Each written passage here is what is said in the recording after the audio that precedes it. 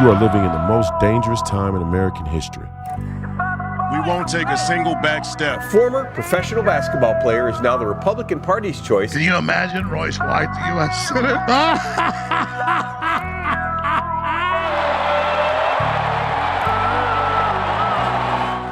White won the endorsement on May 18th with 67% of the vote. There's nothing that guarantees we win, but I guarantee you if we lose, we will die.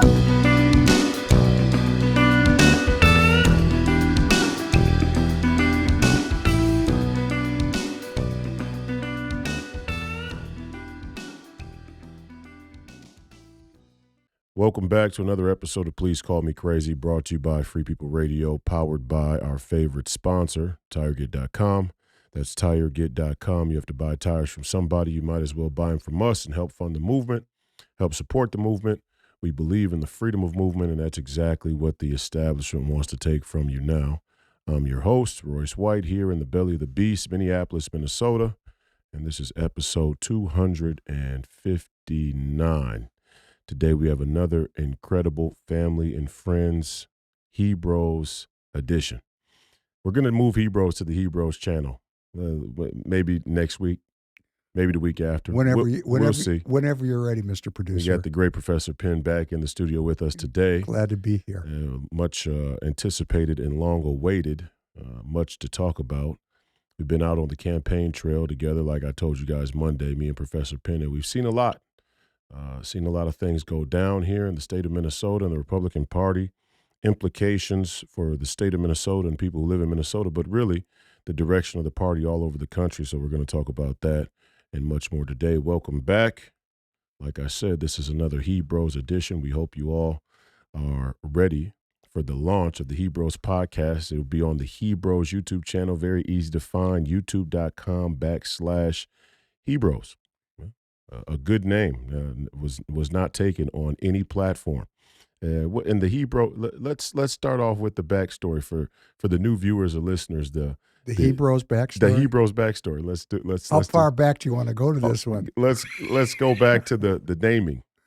The naming. I think we were right in the midst of a Kanye saga, a Kanye rant, and then just so happened to have a Kyrie Irving controversy as well at the same time, and he posted that movie banner, or whatever it was, movie promotion from what was it, from Negroes to Hebrews to Negroes. Yes, from that's right. And I mean, he got so much flack for it. I couldn't believe it. It was like it's just a movie poster, and I mean, what was crazy about it is the NBA and pretty much everybody else condemned Kyrie Irving for being anti-Semitic, suggesting that there were, I guess the documentary basically suggested that there were black slaves that were actually, or in fact, original Hebrews, original 12 tribes of Israel, and that to even infer that black people may be the original Jews is anti-Semitic. And then the crazier part was the documentary was actually available on Amazon, and they never took it off of Amazon. And I'm quite sure that the NBA never wavered on their relationship with Amazon, although Kyrie Irving got the brunt of he was messing with criticism, messing with the Jewish identity. Okay, yeah, and I've started working on that now. You tried to set me off on a mission live on your RAV show when I filled in, and I have to say, I flew by. I didn't deliver it, but I started working on it.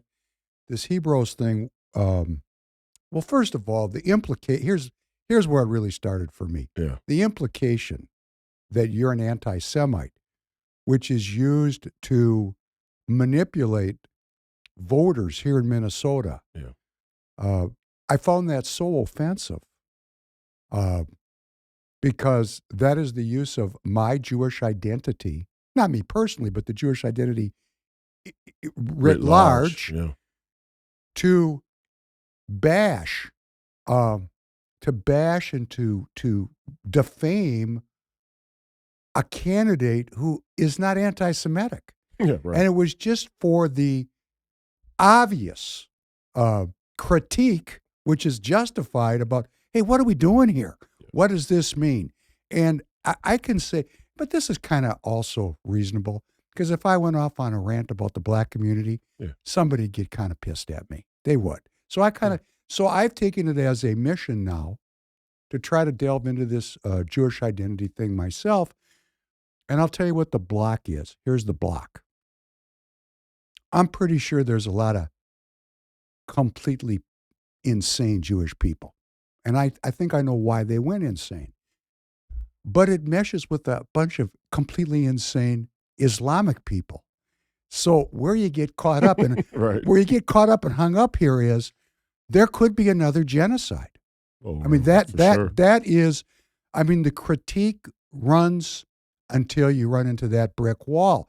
So what I've been trying to think about a lot lately is, what does this look like from the Islamic street corner? What is the gear mesh on this thing? Well, okay, as a third party Christian, right, I guess there's three street corners. There's the Christian, Jewish, and Islamic street corners, right? And the fourth one is probably some secular or atheist street corner, maybe Satanist. Depends. Those secularists and Satanists end up on the same side of the street. Yeah. But as a third party looking at it, I don't buy the Islamic fear porn from the mainstream conservative movement. Obviously, it was used to draw us into a number of endless wars. Obviously, there was that document that came out of the Department of Defense. Maybe it was the CIA. Who knows? Somebody, one of these agencies that laid out these 7 wars in the Middle East as an attempt. What people can only, kind of assume was to expand the territory of Israel, because it's the Western foothold, and they're the ones who are allied with the security state that made the document. But you had Sudan. Talk about these 7 wars that was revealed by General Wesley Clark in an interview. That's right. Great. Everybody could go back and find that interview on YouTube. He was the former leader of NATO, and he made the comment that 7 wars were predetermined in about 2003. Right after 9/11. Right after 9/11. Yeah, and you had Sudan and Libya and Somalia and I think Syria, Yemen, Iraq, and Iran. Right. I think those were the seven countries. But it might be off by 1 or 2. But I only bring that up to say I don't buy the Islamic fear porn, but I'm also not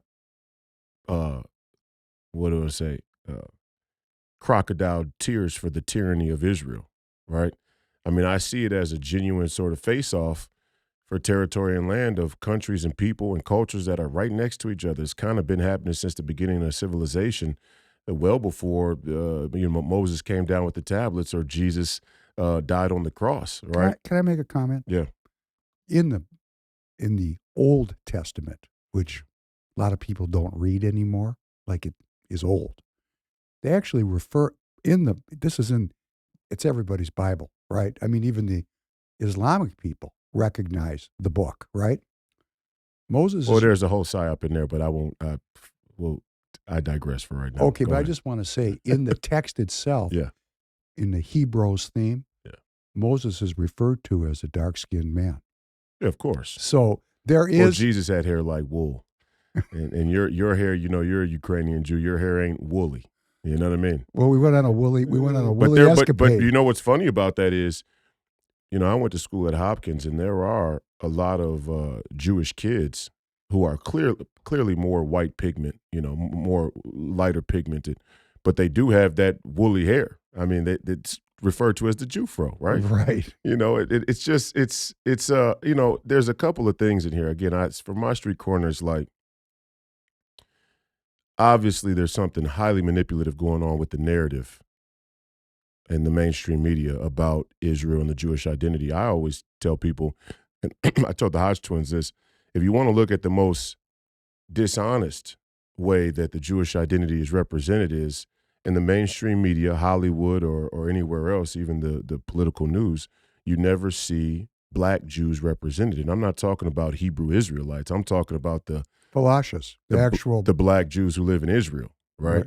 I mean, have you? Whenever they talk about Israel whenever they, like even when Israel was attacked and they cut to Israel and they cut to people in Israel, people had lost their family members, and there was, this great tragedy that happened on that day. They were attacked and innocent people were killed, taken hostage and whatnot.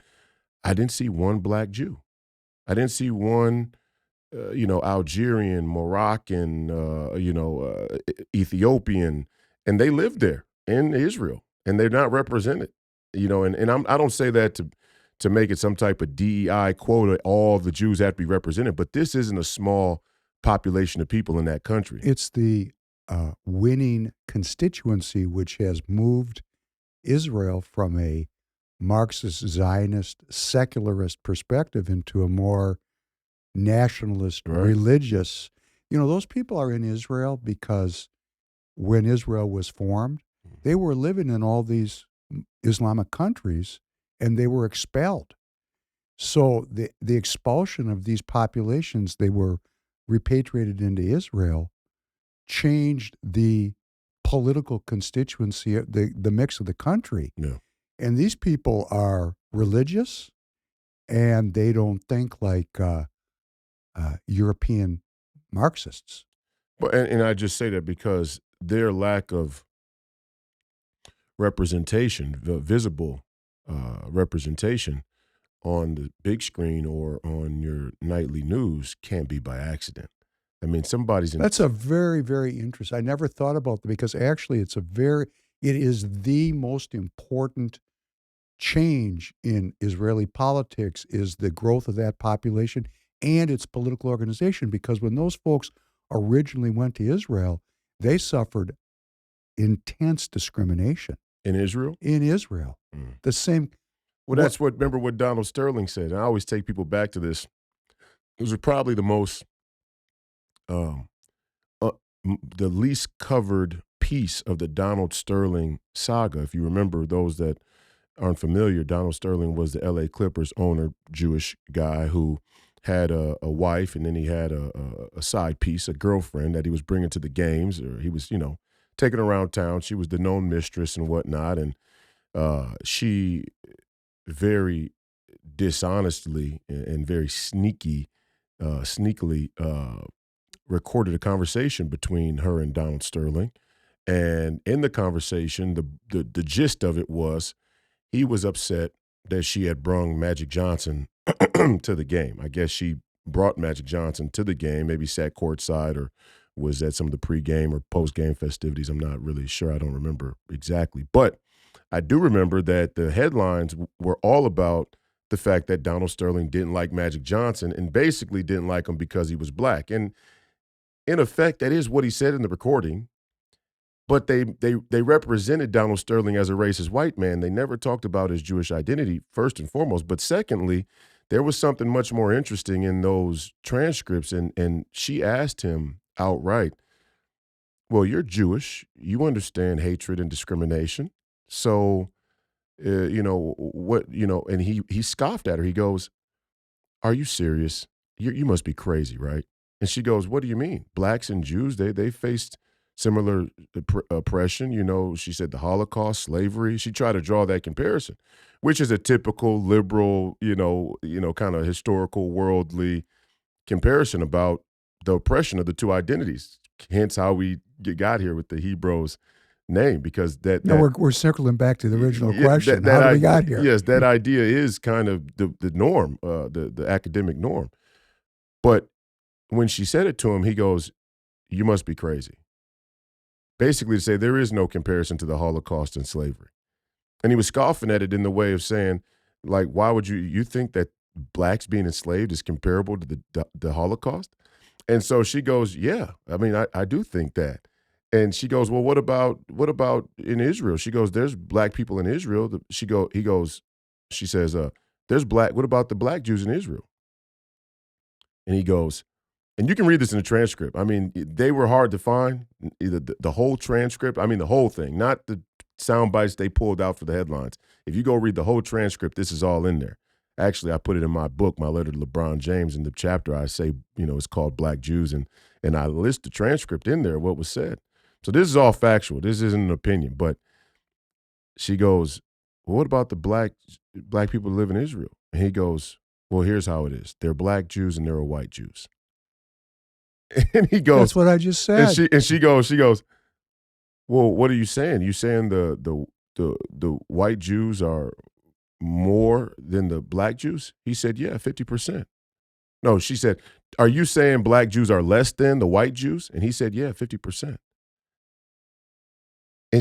He goes, and even in it, he goes, this is the way it is since the beginning of time, you know, black people and white people, and it will always be that way. That was kind of the position he took. There's separation there, and it'll always be that way.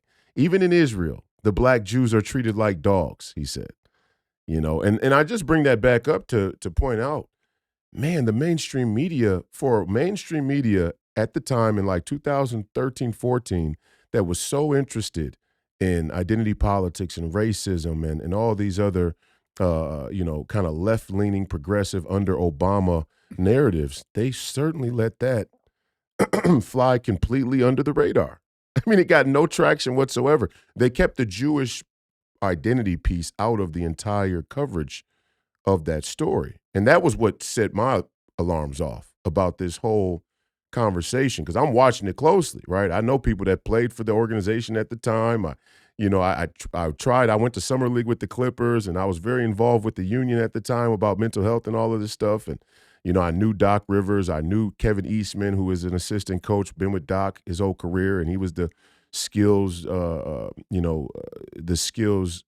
development director of the Nike All-American camp. So I know these people personally, right? So I'm watching this whole thing pop off, and I'm going, man, this is so weird. Like, this is one of the more racist things I've ever heard.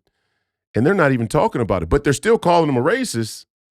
They're just not saying he's a Jewish guy who's racist. They're saying that he's... What's that name, Sterling? I'm sure that was his real name. Well, and only reason I bring this up, all in all, is because it is at the beating heart of this entire geopolitical conversation to this day. And now on the right, even after Donald Trump's victory, you find a sort of fractionation that has always been there. I mean, it's not new, but there's a fractionation of people who are considered further right on the political spectrum and people who, even in the far right by left standards, are considered more center right based on their Israel stance. For example, a guy like Douglas Murray, you and I both watched the podcast between him and Dave Smith, and Dave is obviously Jewish, first of all, so I mean he can sort of speak on it with some authority. You're talking about the Rogan interview? The Rogan podcast, right? And I watched it, yeah. And Douglas Murray would pretend as though he's in favor of Donald Trump, right? He's a Donald Trump supporter, or at least he's happy the Republicans won. I mean, that's kind of their shtick, right? But in all reality, I think he's a rat, a Republican against Trump, a never-Trumper. But anyway, he falls more on that neocon side, and Douglas Murray, I thought, went way over and above and beyond the neocon stance, because even the neocons are starting to defect from the Ukraine position. He said, I'm in favor for Ukraine and Israel. And so the right is going to start to crack and crumble along this line.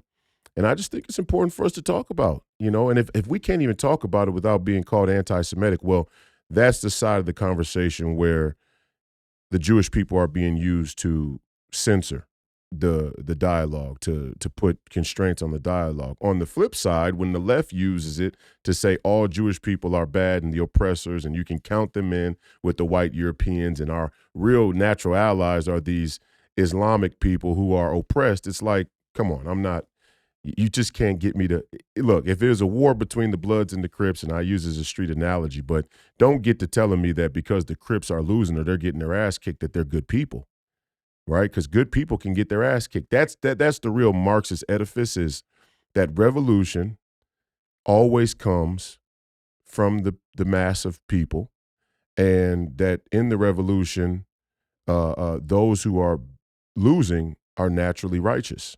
This is a very, very dangerous logical fallacy.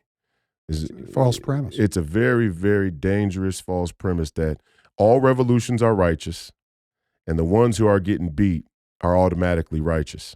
That's not true. At the same time, I do think there's something profoundly wrong with the way that Israel is going about, the way they've gone about things. And people in Israel say that. Half of them. About half of them, right? And so it's a delicate situation, but it is used with full force, right?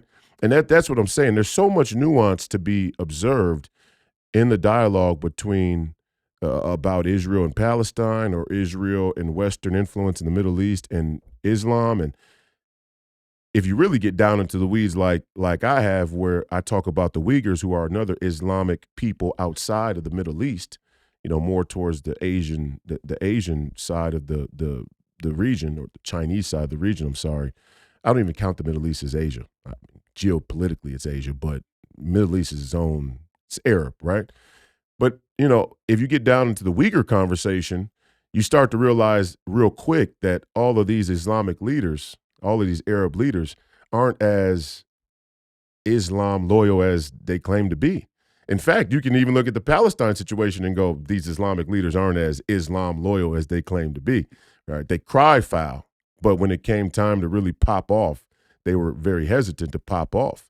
And so it's a delicate situation, but I think it's less important geopolitically, because the forces that be have already shown us their cards on Israel and the Middle East. I mean, the cards have already been dealt. They came right to the brink of, and it didn't happen. They didn't want no mas. Nobody really wanted to go there over the Palestine, or nobody wanted to go there. But culturally, in our dialogue, it is like one of them. Have you started to see more and more that this conversation about Jewish, not Jew, Israel, not Israel, Islam, even me, I'm wearing the beard, and I'm on Saturday mornings, Real America's Voice, and I see people in the comments saying he needs to lose the beard, it looks Muslim. It's like, what the fuck are you people Are you people fucking retarded? And then they're like, oh, you said fucking retarded. No, what you just implied is the problem. Me saying fucking retarded isn't the problem. You making a loose association on physical appearance about a beard and a culture or a country or a group of people that's so expansive, you don't even understand the real implications of it. You just have some fear that they gave you on Fox News. I mean, that's equally goofy. And I think in some cases, some of these people will even be crossed over into both camps. They'll be afraid of Muslims to death, to the point where they're willing to accept the Patriot Act. Anti-Semitic at the same time. But they also don't like Jewish influence. I mean, it's so fucking weird to me. It's like one of the biggest geopolitical and cultural psyops in history. It's a Gordian knot. Yeah. And, you have to, when you talk about this in terms of identity, you got to go back to where this got fouled up, because it wasn't fouled up. The Jews went into a diaspora after they lost the kingdom, and they actually theologically accepted their punishment for centuries. And then the British were looking around in the 1800s. They're looking around because there was this kind of growing, you just can't roll in a guy's house and steal everything that he has. You need Well, you can and call yourself an Anglican Christian. Well, you need to have a reason. Right. We can still roll in and Genghis Khan can do it. Yeah, but the King of England couldn't. He's got to have some Christendom reason. That's right. And what the British looked out and they saw that the French had a claim, because the Middle East is very strategically important in that kind of geopolitical Mackinder World Island theory frame. Yep. And there's a lot of money there because they discovered oil there. Oh, cash. So the French had a claim to the region because of Catholicism. So the French actually had a historical claim to and the Russians had a claim to the region. But what did these Anglicans have? They didn't have any claim to the region, and they wanted it for themselves. So they dreamed up a deal. They dreamed up that the Jews needed to become Protestants, and then they needed to go home. Kind of a weird, this goes on to this day. Still. When I look at, and if you're into this, I look at this. Go ahead. Well, I just look at this kind of evangelical support of Israel, and I just look at it and I go, what? And I see it, it's right. We see it right in people right in our own orbit. Right? And here's this, and even furthermore, the Republican Party, who oftentimes even, rebuffs the mention of God. For example, on Easter Sunday, I was probably one of the few candidates in the country in office or running for office that would so openly profess my faith and submission to Jesus Christ. Posted the video of little Royce at the Big Three with the Christ is King shirt, and you won't see a Tom Emmer doing something like that. But yet he will stand up and sort of use the Christian or evangelical or even Catholic rhetoric and Israel to solidify that base. And I think a lot of people will have this or are involved in this conversation solely for the political strategy of it as well. Now we're getting into the Hebrews identity thing. Yeah. Because as a participant in the political, this bothers me because I know the implications to the Jews downstream from this is not good. Because the Jewish people... Well, we already saw it. October 7th was an example. Yes, but I'm talking about right here in Minneapolis. When I see the members of the Minnesota GOP walking around with Israeli flags, the very same people, in some cases, that are virulently anti-Semitic. And why do I know that? Because they were that way to me. Yeah. So it's like I'm not making it up. Right. And I've said on my own podcast, sticks and stones. I mean, but it's not about the, people throw the N-word around. I look at them, I go, come on. I mean, really? You really want to go there? You don't want to go there. Because it'd be the same people that would, sue, press charges if I jumped across the table and grabbed him by the neck. Well, probably they wouldn't press charges because if I grab him by the neck long enough, they probably don't make it, right? Their eyes go red and their skin goes blue. But I'm saying it's the same people that do stuff like that, and it just blows my mind to watch it when you're close to it. When you're not off in social media looking at it through a screen or in a comment section where there's no context, there's no real proximity to the actual people who are saying and doing it. They're carrying these Israeli flags, and at the same time, they'll be going, well, yeah, there's too much Jewish influence in and it's like, okay, so what side of the football are you actually on with it? And if you want to just have a nuanced conversation about the entire thing, then great, let's do it. But then they're the same people who don't want to extend the time of the convention to have a conversation, to have a long enough conversation. And all I can deduce from it is, oh, you people are fucking jerk-offs. And then it's like, oh, you can't say jerk-off. It's like, oh, fuck you people. And that's what it's intended to do almost, I think, is just discourage the inequity, the blasphemy that is associated with wrapping your political ambitions in faith is so huge. It's an unforgivable sin theologically. I mean, just theologically, to do that, it's number one with the bullet. It's the only thing you can't be forgiven for. Blaspheme against the Holy Spirit in the New Testament or use the Lord's name in vain, which, of course, they don't understand. They actually think that's swearing. That's crazy. That's the next biggest psyop. Well, and I'm to the people that are listening, because, I get this all the time. God, we love Royce. Could you I must have heard this. Fuck you. Yeah. But it's, my cohort of the boomers, they come to me, we like Royce so much. Could you just get him to quit swearing? Yeah. And I'm thinking and it, used to bother me because, what's happened to me is in trying to have communion with these people. You see them. You see them for who they are.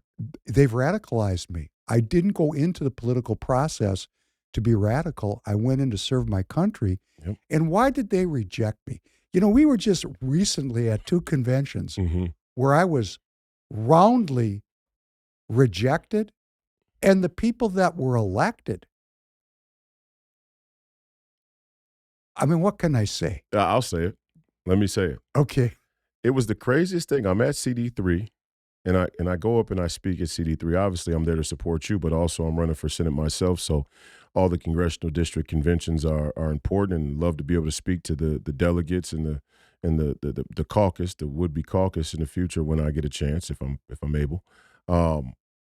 Obviously, in CD6, I wasn't allowed to speak. Tom Emmer, and they didn't want me speaking down in Emmer's part of the country. And CD7, I wasn't allowed to speak. Good thing Brett Bussman won, They probably would have let me speak 9 hours later after the whole thing got sorted out with Ottertail and whatever else. But CD5, they didn't even make contact. They don't even, CD5 is Democrat. Let's just call it what it is. It's CD5 Republicans is Democrats. We knew that when I ran. Well, slow down. Yeah. The actual Minneapolis Republicans are beyond Democrat. Right. They are certainly, from my perspective, anti-Semitic. And if you're hearing me, that is my and I went to the party about this, and I said, there's anti-Semitic things going on right here. And they ignored me.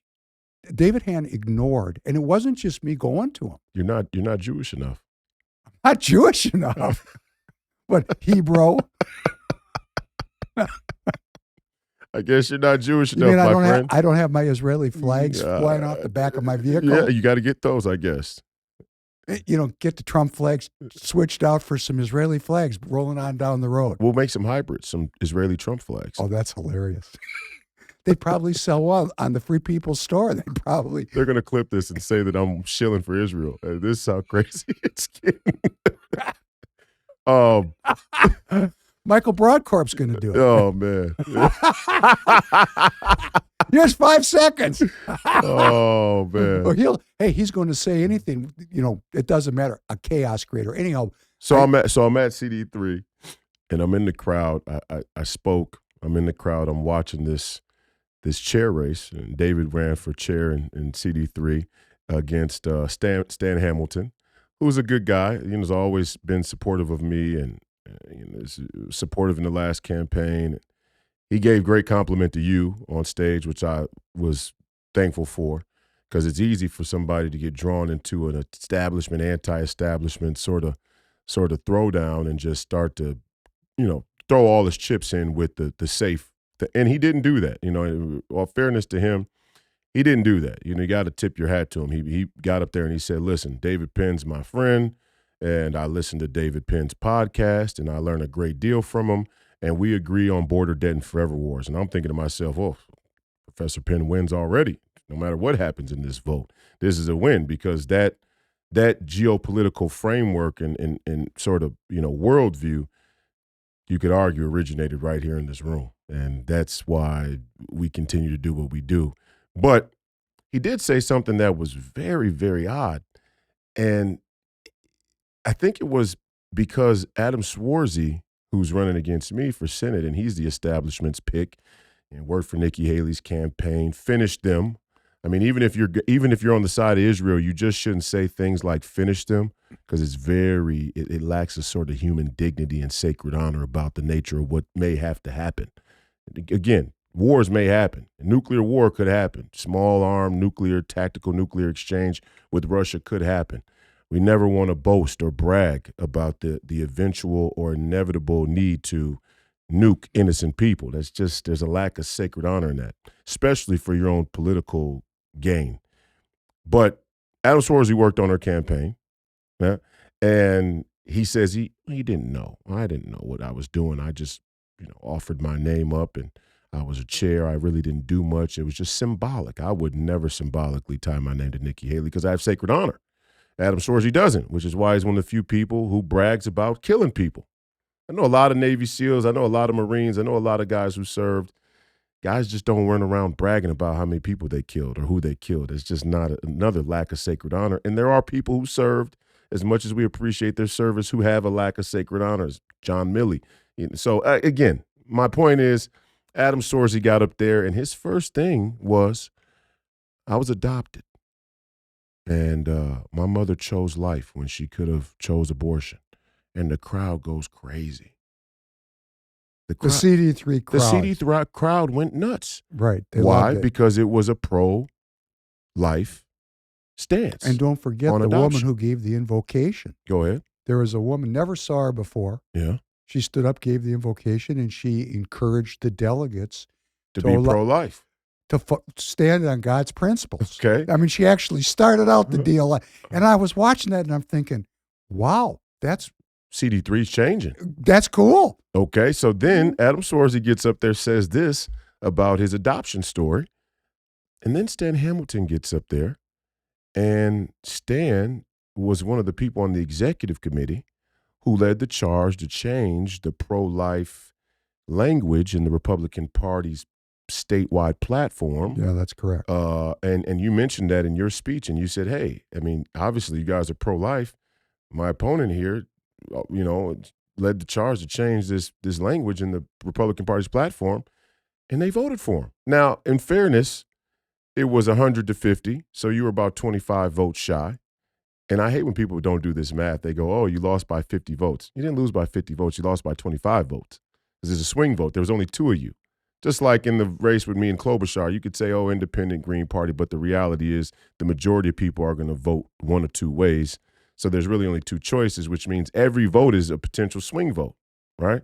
So you cut the separation of the difference in half. But I couldn't believe my eyes. It was like they literally made a decision that your brand of political rhetoric or your personality or whatever it is so extreme, even though the guy just paid you all the kudos for teaching him and being a friend of yours. It was too extreme. It was so extreme that they were willing to overlook their religious and Christian morals. Blasphemy. That's right. Here's the real and fact. I wanted to get back up there and say it, but I couldn't speak again. But I wanted to stand up and say, blasphemy. I should have just started yelling it through the crowd like Jesus would have did in the temple. But I thought, yeah, this is not my time anymore. So, but but this is the interesting thing about it. This is CD3, and wherever you live, this is going on wherever you are in the Republican Party. Donald Trump has returned this issue to the states. It's now a state issue here in Minnesota. There's a law that enshrines these female reproductive rights. Yeah. I don't think that the delegates are really pro-life in CD3. I think that was part of it. I think that everybody wants to clap for it because you never know who amongst the delegation is actually a believer in God. So let us just wrap ourselves in the cloth of faith. Let's act, but not do. Because, see, to me, and and I said this to you that day, I had no intention of talking about these issues. It just was such a contradiction to me that the convention was blessed to walk in God's principles, and then Adam Schwartzy got this rousing ovation for talking about pro-life. Right. And then they're going to elect a guy that wants to change that. Right. And I had to say something, and I really, when I said it, I don't think I would have won if I had taken a different track, but I wouldn't have lost by 25. It'd have been a lot closer if I had just stayed upbeat and talked about all the great things we were going to do together. But it pissed me off. It pissed me off, and when I get pissed off, I've reached the point with these folks that when I get pissed off, I'm not going to hold back anymore. Because what does it gain me? I mean, they don't like me. Why don't they like me? Well, I've been called a Bolshevik. I've been called a lot of things. A lot of things. Mm. They're all code words. Code words, kind of like unelectable. Yeah. It's a code word, yeah. isn't it? For Negro. Hebrew. Yeah. So, my point is, it pisses. I like it when I hear it. Whenever I hear it, whenever I start to sense that on the horizon, I double down, triple down, because unlike my other Negro counterparts from the neighborhood, I have no fear of racism and white supremacy whatsoever. And I guess when you're trained in the martial, it just is. I don't fear the skin color. I fear danger, threats. I'm aware of danger and threats. Well, that was not at CD3. And a lot of these people are soft. And they could talk all that rah-rah, tough, patriot, 1776 shit. They're soft. I can see it on them. I can see it in their waistline. And there's even a level of where the Second Amendment, and I'm as pro-Second Amendment as it gets. They call me radical Second Amendment 2A guy because I'm an absolutist. But there is a level of softness even in our Second Amendment culture and rhetoric. And CD3, let me tell you, okay. Now, I'm talking about, no, not in CD3. I'm saying that even when you get to small town America, all throughout the country, I'm not even just talking about small town America. I'm talking about all throughout the country. There is this sort of attitude about conflict and confrontation that says because we have the Second Amendment, we should be quick to the gun. And you see that. You see it a lot. You see it in the black communities. It's in the black communities without a Second Amendment framework. But it's starting to now be all throughout the country where the response to crime in the inner cities is this very, impatience, let's say, lack of temperance in what would probably be the evangelical Christian out state or cross country, small town America that says, well, yeah, I can talk shit. I can act like a tough guy because if push comes to shove, I'll just pull my gun out and I'll shoot you. And there's a lack of sacred honor in that. And we're really unwilling to deal with that even in the Republican Party. It's like, well, if you talk shit, be ready to fight. And why do you think, why would you suppose if you're not ready to fight at a moment's notice to defend your tough guy routine, then some young black kid should in the neighborhood? I mean, you understand what I'm saying? Contradictions. These are the contradictions that are really keeping a nationalist populist movement from rising up and just stomping these globalists out. I mean, it really should be a movement that just stomps these people out completely, but our own contradictions and cultural judgments are keeping us from doing it. They're saying it now about me. I had a guy online. He called me a pussy and, cuck and all this other stuff. And I like it. I mean, where I'm from, we talk like that every day, all day. So it's like, all right, let's go. Let's do it. All right. And then I said to him, he goes, well, I want to have a debate. I said, oh, let's go in the octagon. Let's lock ourselves in the cage. Let's lock ourselves in a room. And this is just a guy who I'm seeing online, so I don't know anything about him. And his immediate response was, oh, well, I'm a cripple. I'm handicapped. You want to fight a guy who's handicapped? But you're not talking like you're handicapped, right? And I mean, there's even there's just a discrediting in that in general. I mean, if I'm in a wheelchair and I'm talking to another grown man, like there's no physical consequences, I'm a fucking liberal. I'm a pussy, right? I'm a fruitcake. I'll tell you a funny story. Go ahead. Just share a story? Right. So I was in a BPOU meeting with a Republican group, and there was a guy in there that really, truly hated me. Mm. And I know it had a religious overtone from the way he talked to me. And I looked at him one day, I said, wow, you must be ready to die. And he looked at me, he goes, what do you mean? I said, well, when you talk like that, you're going to have to back that up or you're going to have to back down, make a decision. Because there is a limit that you can't breach, that real men. But he was a liberal. So as soon as I did that, he ran away and quit right away. Right. Because, men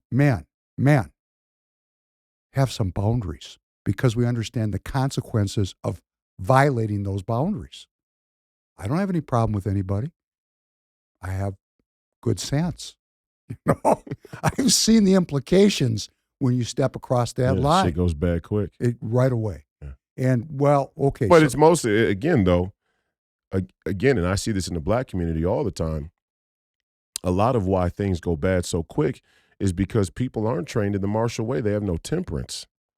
There's a cultural decay, a cultural rot where everybody's self-absorbed. They think they're the most important thing in the world. And so all of their conflict and confrontation gets exasperated and makes people trigger happy. And it's just like, no, we want the Second Amendment. 1,000% in the most absolute fashion. But every conflict and confrontation doesn't need to end in somebody being shot, somebody using their gun. No, the Second Amendment is better thought of and used as a community tool to keep other communities or other institutions, mostly your government institutions, from being tyrannical against you. Obviously, foreign forces as well, invading forces, of course, but on an interpersonal basis in a community, you should be ready to throw down and fight, especially if you want to talk. And the fact that we took that out of our society, that is an area where the Second Amendment culturally, not systematically, not theoretically, politically, but culturally, the Second Amendment has been used to make us soft. Like I see these guys, these young black men that, are shooting each other in the street. And but they can't fight. And I just think you think that makes you tough. That makes you a pussy. But it's the same thing with some of these outstate, rural patriot 1776 Americans who tell me, oh, You're a pussy. Well, let's fight. Coach you. Oh, no, I don't want to fight. I had one guy say, well, fighting's not tough. Let's go in the woods and see who survives in the woods. Oh, really? Is that your deal? You know, you're a woodsman survivalist. It's like, give me a fucking break. You know, it's just what we're starting to see, and I say this honest to God, in lieu of what I've witnessed and putting in jeopardy my ability to win, to be quote unquote electable, we're soft on both sides, just in two different ways. But you know what? Just in two different ways. You know, that's true. That's true. I agree with you because we've had a very peaceful and prosperous run here, but the bubble has taken a nick and the air's coming out now. Yeah. So it doesn't take very long to make people hard. Just hard times will make people hard.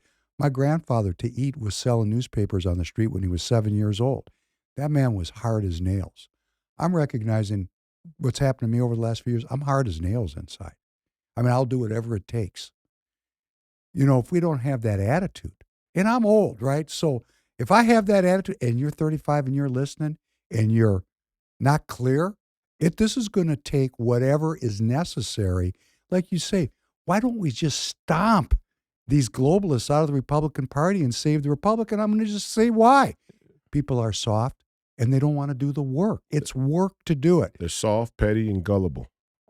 And we need the Minnesota Republican Party is clear why. In the Minnesota Republican Party, they would rather be led by the Tom Emmers of the world and the Vin Webers and all the other globalists. They would rather be led than have to venture on into Minneapolis and see the Republican Party become Negro.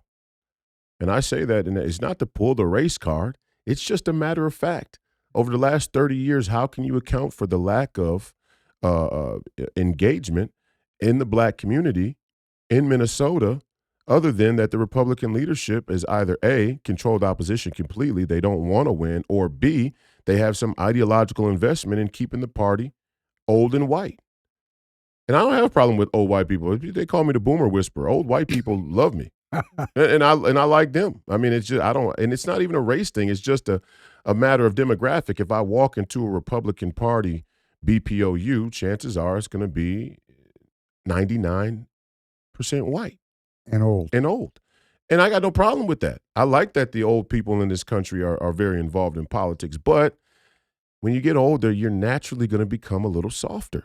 You're naturally going to approach things in a way that's amicable, more amicable, you know. And so the natural response to the necessary tough conversations that need to happen is, we don't need to go there. Let's just calm down. No, the fuck, we're not going to calm down. I remember being in CD2. I went down there to speak, and I lit that fucking room up. And even Joe Ditto, and I like Joe Ditto. He's cool. He's all right, you know. But I think he's a little soft around the edges. He doesn't really want confrontation. He just thinks the way he thinks, and he thinks everybody should think that way because it's sensible and logical. And yeah, but it doesn't work that way, my friend. Joe, that's not how the world works. The world works is you're going to face extreme, deep, profound, methodical, brilliant opposition from demonic forces, from satanic forces. That's the way it goes. And you got to rebuke and refute.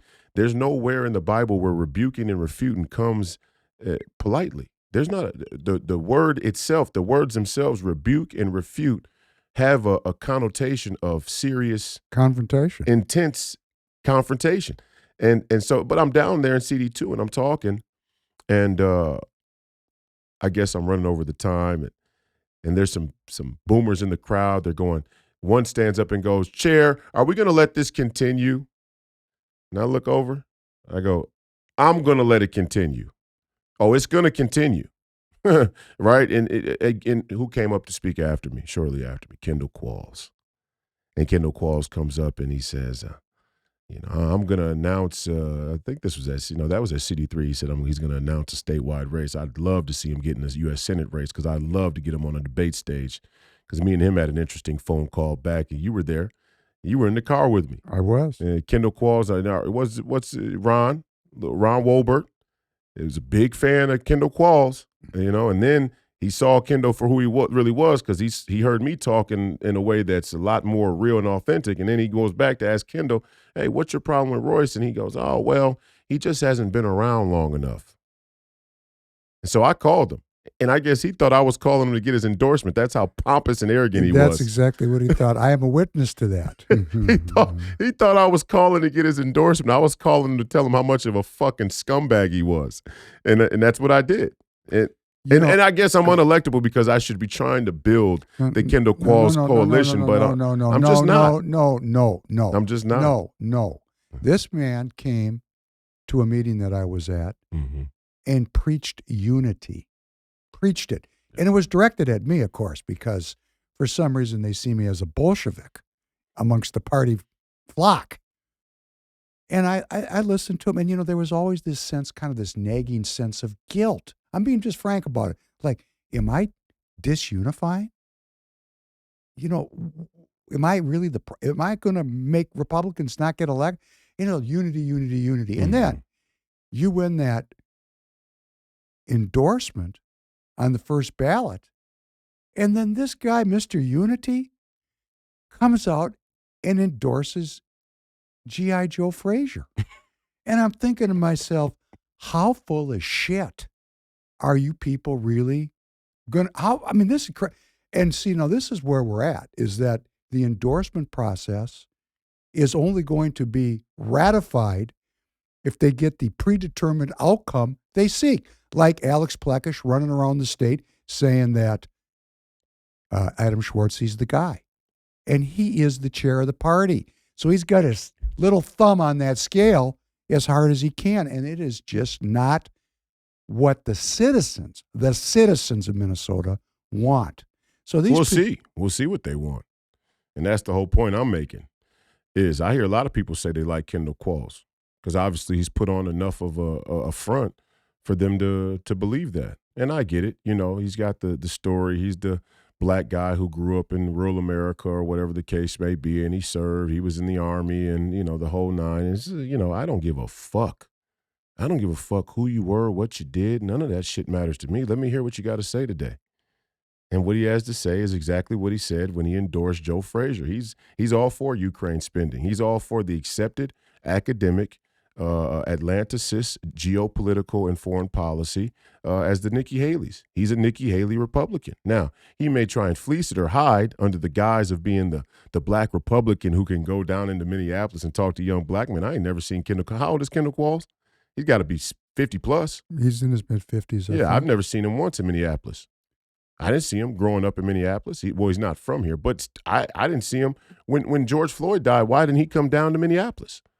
It was dangerous. There you go. Yeah, that's what I'm saying, though. But my point is, and then they'll say that I was wrong for being down in Minneapolis when George Floyd died. Why wouldn't you want to go? I guarantee you there are people that were Democrat, that were Black Lives Matter, that were Trans Lives Matter, that were, the Me Too feminists and secular Marxist communists who showed up on that day that I brought 10,000 people to the Fed and went, why the fuck are we here? And it sparked a curiosity in them and go, why did he bring us to what is the Federal Reserve? And that is the springboard for cultural and community change. Not sitting off in your Alpha News comment section and talking about the same echo chamber topics that you all agree on anyway. That's who Kendall Qualls is, and he thinks that he can run it up to get himself elected or get himself into a position to at least raise money enough to benefit from this political process. And if the Republicans in Minnesota are stupid enough to believe him, then you get the government you deserve, and who am I to fight that? That's my whole approach to politics that I think people don't really understand. That's what I was telling Jake Duesenberg, and this is what I continue to tell some of the other Minnesota constituents is you think it's all about winning. It's not all about winning. We want to win, and winning's important, but it's not all about winning. If you sacrifice your morals and ethics in order to win, if you go to a win at all cost model, then you can't talk to me about Christianity. But the very same people that are waving those Israeli flags and are wrapping themselves in the cloth of Christ, there's a woman named Kelly Fenton. She used to serve I'm pretty sure she's not a Royce White supporter. And I know she's not a David Penn supporter because she engaged with me. And I made that same comment online. I said, it's about the search for truth. Winning is subordinated to truth. We're Republicans after it all. And she posted up, winning is the only thing. And this idea has been dominant in the party for some time. But if you really talk to Republicans off record over a couple of drinks, they'll tell you that we're never going to win in Minnesota. Yeah. They do not believe that Minnesota can be restored as a Republican polity. They just don't believe that. Yeah. So their motivations for being involved in politics aren't about winning from the get-go. It's to keep control of the center right. That's what Duesenberg said. And I think he's right. They want to have a monopoly on the center right politics. And anything that comes with it, the fundraising, the control of the party, the three national committee, that's the controlled opposition news, right? The alpha news of the world, right? I mean, this is what it is. This is controlled opposition. It's the same as Fox News on the national stage. And how far will? And the one gripe that Fox News really had with Donald Trump is that they knew he could win. They actually would have rathered him lose. Well, the party did here in Minnesota. That's right. And why we know that, we're not just saying, other than the personal reportage of like me knowing Alex Plekish and him trying to get me to work against Donald Trump. I thought, man, you're stupid to say that to me. But hey, it's politics. Well, if the delegates don't care, if people don't listen when you tell them the story. But they don't care. They don't give a fuck. No, because they're not for Donald Trump either. They all got MAGA hats on with Israeli flags. But this is not their politics here. Right. It's the center right. But we have the evidence, and this thing has to be brought up. I'm going to bring this up until it changes. It's the Michael Broadcorp story. Yeah, please. Because the party hid the contractual relationship that had set up with Broadcorp, and when they said it was just David Hand, that's a scam. Because Bobby, what the hell's that guy's name? Bobby Benson. Bobby Benson. I always call him Bobby Bishop. I'm sorry. I'm going to get your name right now, Bobby. You're thinking of Craig Bishop. I did it 2 podcasts in a row. It's Bobby Benson. Yeah. I'm going to go on my next podcast. I'm just going to hold a sign. This guy actually He's knew. a Pinocchio too, by the way. He is? Huh? I didn't know him. I don't know him personal. I mean, he's just a little wimpy dude. He and Anna Matthews and Han, from what I hear from the insiders, and who knows how many other people, like Alex Plekish. When Tom Emmer, doesn't he work for Tom Emmer? Yeah. Oh, so in other words, what you want me to believe is that you're on the staff of the House Majority Whip, but you're going to freelance hiring a dude to trash the endorsed candidates, and it was candidates because guess who he trashed? Donald Trump. Right. They actually put this guy. Hey, if you're listening to me around the country, this is how, when you talk about the controlled opposition. Yes. They actually hired a guy who came out and supported Harris Waltz, and they paid for it. And that means the donors' money went to pay for and then they got other ones out there. We've only found him. There's many, many, many more on the payroll of the Republican Party to destroy the citizens that want to maintain their sovereignty. It is so obvious to me who these people are. Yet why do they continue? And then Alex Plekish used it to get elected as chair. That was a Mutt and Jeff deal. No doubt. No doubt. I mean, he used it. How did he even know about it? I mean, the reality is, I think he was in on it. There you go. Well, we don't know that he wasn't. No, I don't have any evidence. But we don't know that he wasn't either. It doesn't matter if he was or he wasn't. He knew how to play the politics. Like when he stood up behind us when you got the endorsement with the Royce White for Senate sign, screaming and cheering, and the next day he rolled out Ukraine Joe. So these people are without. And not only that, he did walk up to us at a Republican Party event and call us mutineers. Remember that? Oh, yes, I do. Yeah. He called us mutineers, but then when I won the endorsement, he stood up behind me with the sign. He's a cocksucker. I'm not gonna mess around with him. You know. Again, if all of these Republican boomers I'm building a constituency. I get messages from people every day. I had a black guy message me who I didn't even know from childhood. His older brother died. I'm not even gonna say his name right now, but his older brother was shot and killed, and these guys were a little bit older than me. Sorry, his younger brother. But his younger brother's a little bit older than me. But I looked up to him. He's a very good basketball player from the neighborhood. And he messaged me the other day. It almost makes me emotional. He messaged me the other day, and he said, I got a young basketball team. Would you come speak to my kids? And I'm thinking, yeah, okay, I'm a basketball player. I went to the league, and this kid the guy from the city, he wants me to speak to his kids. Yeah. And I've been following what you're saying politically, and you're 100% right. China, the Fed, the whole thing, right? These people, there are people down there in the city that see it, that want to be involved, that want to break free from the brainwashing and the bondage and the chains of that Democrat Party. It's the Tom Emmers and the Bobby Bensons and the Michael Broadcorps and the Dustin Gragies and all these other rhino cocksuckers who aren't allowing that to happen. And that's what makes them the highest form of controlled opposition. It's the same way that these Fox News pundits go on and they fear porn about how bad things are down in the black community. And yeah, they are bad. But what do you expect when you left an entire portion of the country to a godless cohort of oligarchs? Of course, they're going to become exactly what those people intended them to be. What the average American citizen, who I think genuinely would like to see the country in a better place and would like a better circumstance for black communities, let's say, for example, or Hispanic communities, what they don't realize is there is a huge, huge money play, huge profit, huge power in that controlled opposition spot that allows these communities to continue on down that path. Number one, they get to maintain the center of the right politics because no black people come into the party, which means that their position in the party, which they've had for 30 years, isn't threatened. Hebrew. But second, there's huge money in pointing out the crime. I mean, it dawns on me, like when I see crime or certain things, I start to hesitate to want to post about it and gloat about it or brag about it, because it's almost like in some way I'm trying to benefit and profit in pointing out the downfall of this is our country, right? So you can point to it all you want to, but the reality is this is our country.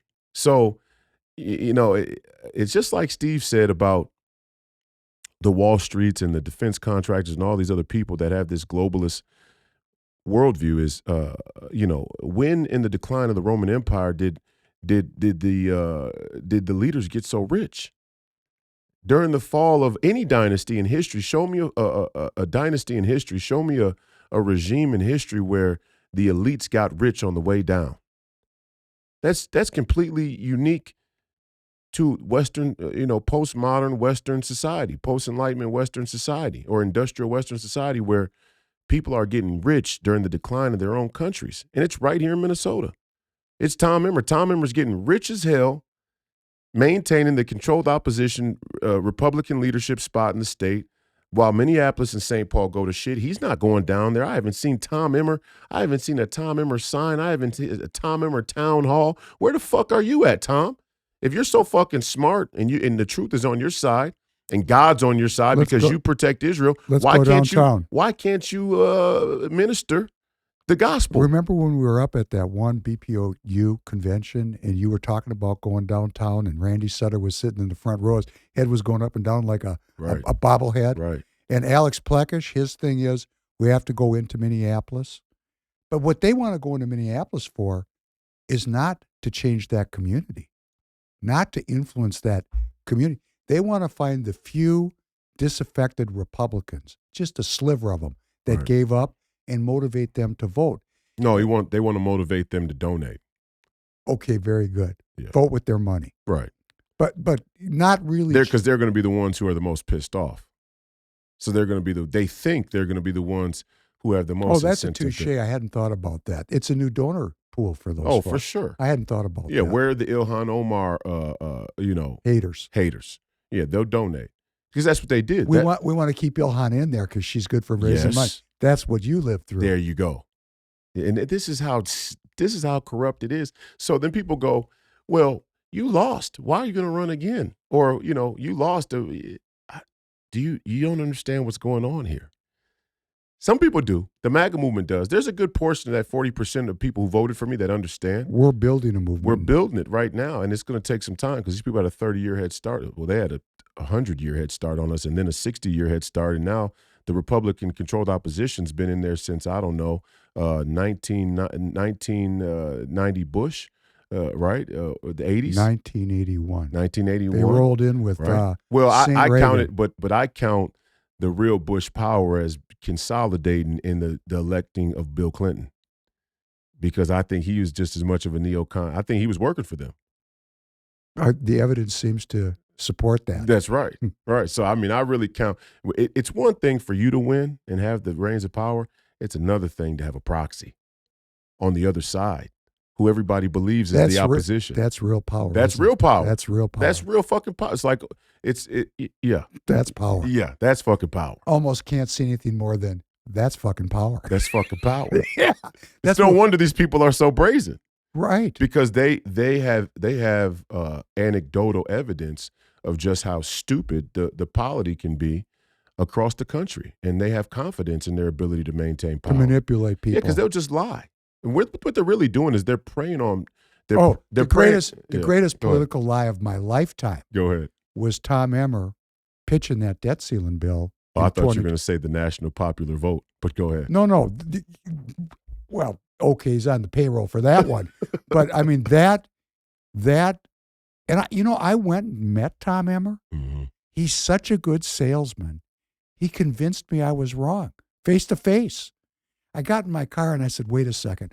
I'm going to go home and reread this bill. Son of a bitch. He lied to me. It's so, first of all, you got to read the bills.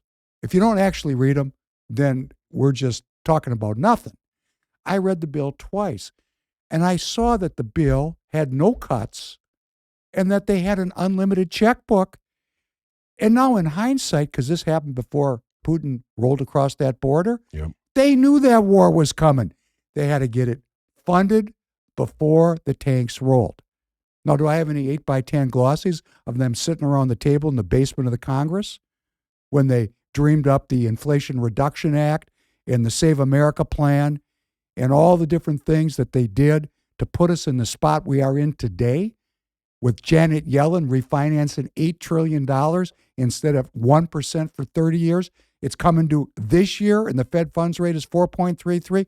And I'm supposed to believe, but you know what Bannon says is so perfect? There's no conspiracies, but there's no coincidences. And he actually got that from Franklin Roosevelt. Yeah. And Franklin Roosevelt said, if it happened in politics, it happened for a reason. And so now we're sitting here with all these diversions and distractions. Really, the financial thing, the Israel thing, the Ukraine thing, it's all really a distraction. The issue that matters, nobody even talks about, except for you and me. Right. Particularly you. Yeah. The issue that matters is it does not matter that we have this brief respite from tyranny, because number one, how many of the people listening, and there's going to be a lot of people listening, there's probably 50,000, how many of you are actually willing to go into the streets and organize your neighborhood into political action? They're not, because that's your BLM if you do that. Well, we better take a look at what BLM did, because if we don't organize our community, our true American citizens. No, we like pints in politics. Pints in politics. I quit going. How many chicken wings can a guy eat? Enough to not be able to do any organizing. Enough to not be able to see your feet when you look down. That's not me. Yeah. I'm not going to be that way. I'm going to die. And respectfully, let me finish this. I'm not leaving with that. Yeah. When I die, I'm going to die resolved, committed, having done everything I could, hard as nails inside, and accepting of the faith that I have to be here at this time to work with you to create a movement in Minnesota and every other state. And I'm going to tell people listening now, I know you're entertained by Hebrews. In fact, we're entertained doing it. We like doing it. We do. We haven't talked to each other for a long damn time. Must have been a month or so. Well, people go, where's Hebrews? I'm saying, well, where's Royce? You know, where's David? We're out working. We're too busy to be in the studio building this movement. Yep. And every once in a while, we got to check back in. But I know you're doing your thing, and I'm doing my thing. I want to say to Tim Ham publicly, last night we had an event. I screwed that up. I'm going publicly on record. I had that on my calendar, and I blew it. So I apologize to Tim. Because you're the de facto campaign manager until further notice. Well, I'm not the campaign manager, but I'm definitely de facto. You know what? What I'm doing is whatever I have to do. That's right. To make it's not about titles. I labels. trust you, and that's why it's good for people to communicate through you. I screwed it up, and I'm sorry to you. It's all right. Because but it plays on you. Because we got a bunch of people that are my age going, "Oh, Royce didn't show up. He must be a absent candidate." That's a nice way of saying it. Dumb Negro. There you go. Yeah. And it was 100% the Bolsheviks' fault. You know, so and I told Tim, I'm so sorry, we want to come back, but we're out working. When you call yourself a Bolshevik, I think it's only right that you also include that you're also a Protestant. A Protestant? Yeah. How do I come up with that? I think I'm a Catholic. You were baptized. Yeah, but I didn't pay attention to the sect. Yeah. But you are, though. You're a Protestant Jew. I am a protester. I'm protesting, but you know what? And I think I've told you this. Yeah. When I was baptized, it was a deacon in the Reverend Wright's church in Chicago, Illinois. Wow. Oh, that's getting clipped. Tell the story. Because that's going to get clipped, and now they're going to say, oh, David Penn, he's one of those Obama radical leftists. David Penn grew up with Obama radical leftists because I grew up in a Jewish family, and it was an Orthodox family in sum total. My parents had given up their faith because, like so many Jews, going back to the Jewish identity, they couldn't square the circle of a loving God that let half the population get clipped out, including all their aunts and uncles and cousins. So I want to say this because I'm on a rant about this. There's a lot of Holocaust denying going on, and I understand why. Okay, I get it. But when you start your argument on a false premise, you're missing any opportunity to bring about healing. So obviously you're not interested in healing. You're interested in playing into the British business model of slavery, drugs, and piracy. I'm about healing that model. The people that were leftists after World War II, like my parents, and the globalists, they didn't do that with some kind of plan to fuck up the country. They were fighting what they thought was a military-industrial complex dominated by Calvinists. So they were on their own. They were just doing the same thing we're doing from a different Overton window. And the reason they got that way was they couldn't understand how a God that's a loving God would let everybody get killed. And I grew up with tons of people with tattoos on their hands, on their forearms, and these people were ruined. And they told me what happened. I mean, it was not like, oh, I had to read it in a book that some Jewish publishing house published to lie. No. These are verbal testimonies of people that told me how all their friends and neighbors and relatives were killed. Yeah. I got a friend of mine, this guy's father. They shot his young wife right in front of him and killed him. I'm talking about, these are Ukrainians now, okay? We're not talking about Germans. We're talking about Ukrainians. They shot his wife, she's about 20 years old, right in the fucking head, and he had to watch her die. They had a young child, two to 3 years old, a baby, and the Ukrainians said to him, we're not wasting bullets on people like this.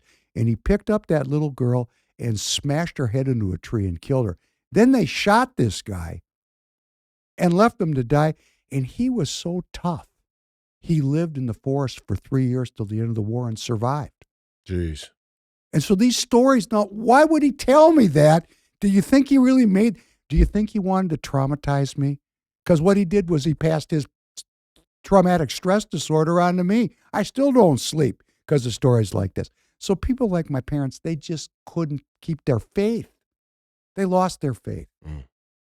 And they went off and they tried to topple a military, worldwide, technocratic, bureaucratic killing machine. Right. They tried to do it from the left. And they got beat down. They lost. They lost right here in Minnesota. Here's something people don't know. Minnesota is the epicenter of everything. Yeah. It is. No doubt. We had Eugene McCarthy. The belly of the beast. It is the belly of the beast. That's right. And I started saying that on my podcast and every time I post anything, because Mark Elias got his start here. The Democrats incubated their whole program here. And guess what? My parents were in on it. In fact, they were the ringleaders.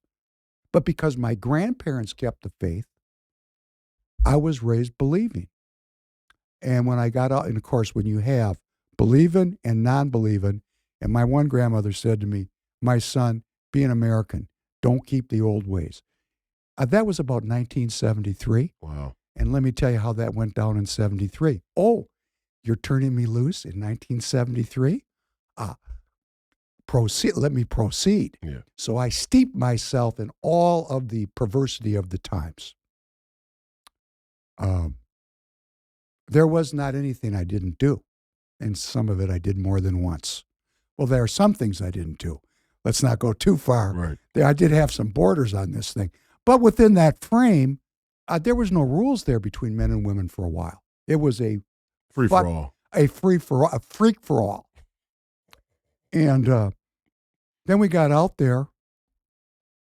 And I lived as a rock and roll musician and, unhealthy lifestyles. And I got sick in my mid-20s. I got sick. Really sick, like 125 pounds sick. And I went into a hospital to have a biopsy. And it was not I didn't have anesthetic. I had a local. It was a high biopsy in my neck. And I was terrified, man. I was in my 20s. Terrified. Can you understand anxiety? Of course I can. I have the same disorder.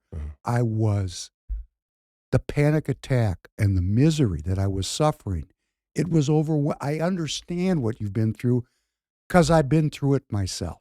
That kind of overwhelming, and the knife went in my throat, and I was raised by religious people, Jewish, where they teach you, Jesus was kind of a schmuck. That's kind of how this whole thing where he's, boiling an excrement, I don't know where the people came up with that.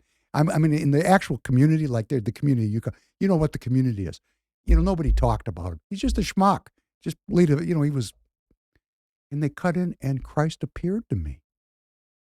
And I was actually troubled by it.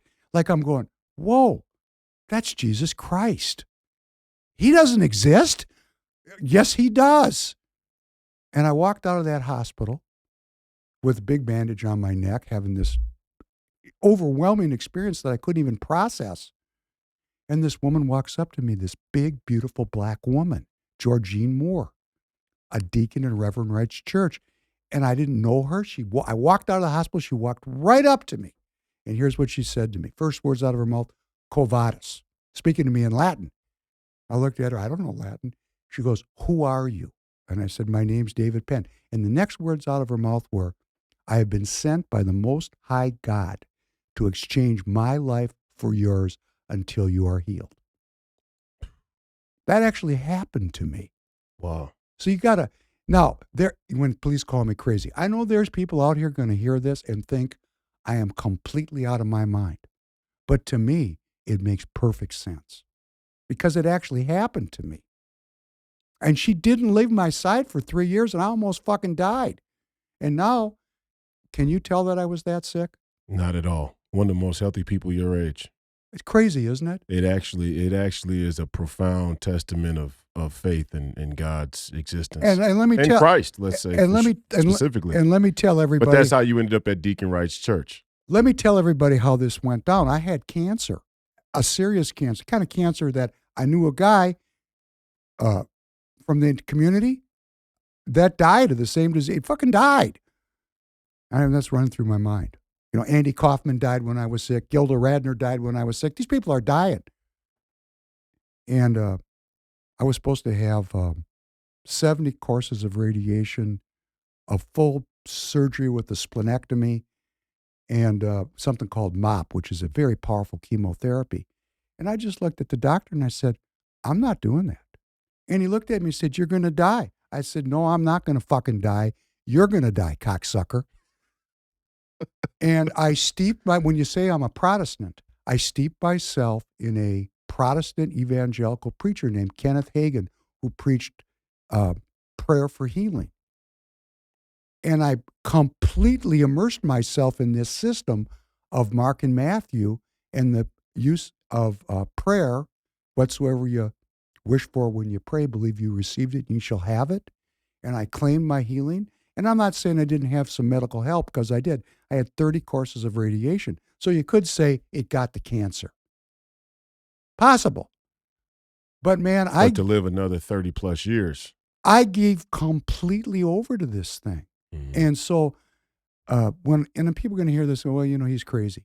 Yep, okay. Okay. Fine. Because I walk by faith and not by sight. And you know that, don't you? If you're out there and you don't believe in miracles, hey, proceed.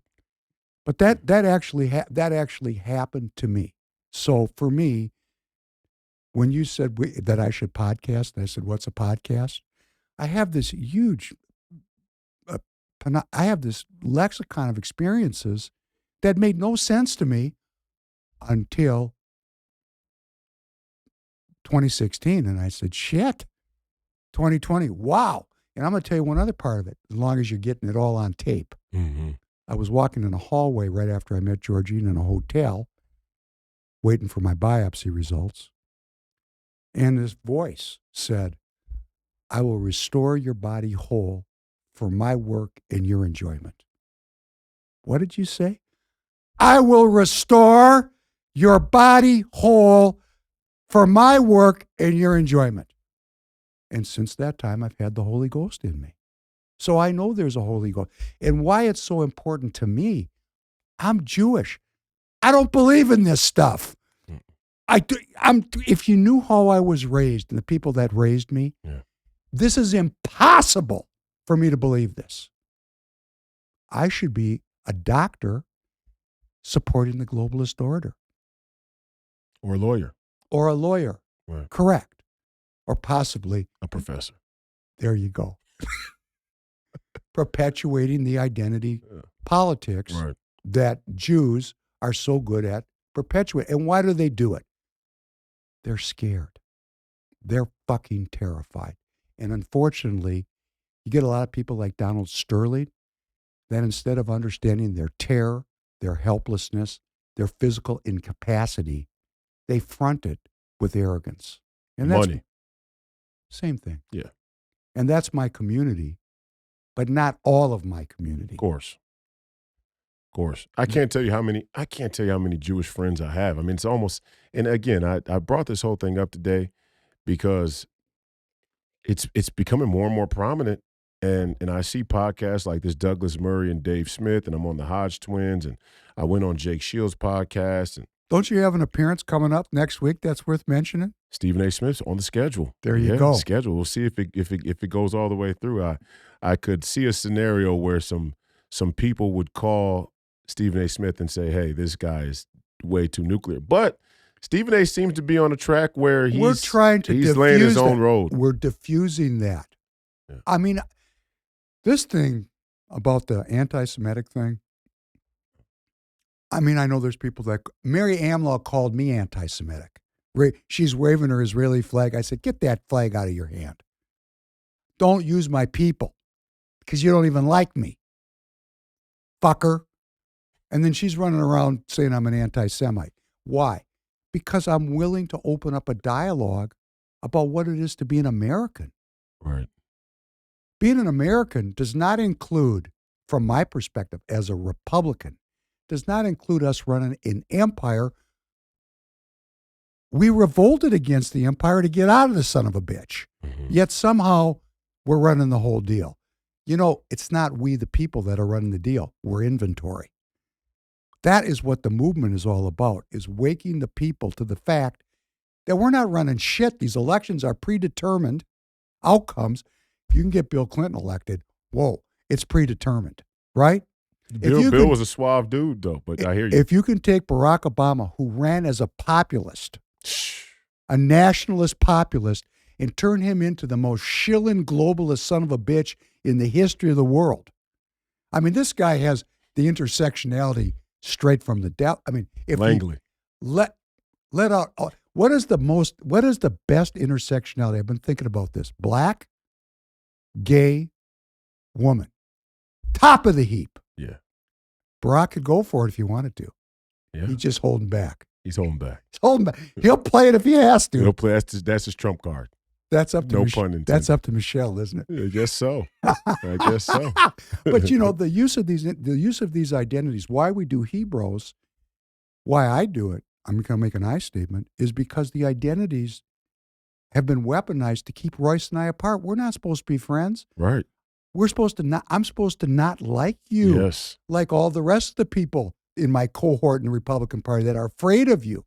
I'm thinking to myself, have you ever even seen me meet a Jew? And the reason I brought this up is, again, because now I'm getting it from both sides on the right. It's like, oh, well, you know, you are anti-Semitic, or, oh, you're shilling for Israel. You're being controlled by Jews. You won't say Jew. It's just like, you guys are fucking retarded, you know? And if you don't want to vote for me, hey, vote for the communists. I mean, to me, I'm getting to the point now where I'm not discouraged or disheartened. I'm going to run until you drop. Until I drop. Yeah, I'm going to keep running. But I can start to feel this murmur of political strategies. Like, well, can he win? All right. Is he already failed as a candidate? I had one person say, is Strausser, another Finocchio fruitcake, the Minnesota Gun Caucus chair, who believes that elections are secure. Brian Strausser is, you know, you can find him online. He's a Confederate of Michael Broadcorp and Dustin Gragey.